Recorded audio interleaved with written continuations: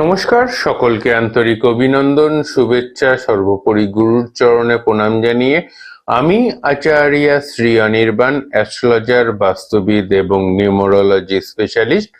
দীর্ঘ 27 বছর ধরে জ্যোতিষ পেশার সাথে যুক্ত রয়েছি এবং বংশ পরম্পরাগতভাবে আমি পঞ্চম জেনারেশন যে তন্ত্রের সাথে যুক্ত রয়েছে।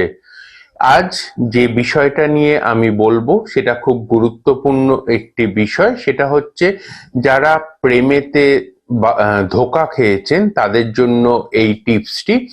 বিশেষ করে আগামী শুক্রবার দিনকে এই ক্রিয়াটি করুন।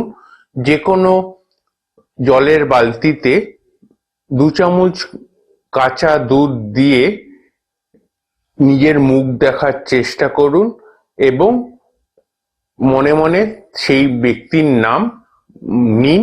দেখবেন আপনার ভালোবাসার মানুষ আপনার কাছে আবার ফিরে আসবে। নমস্কার।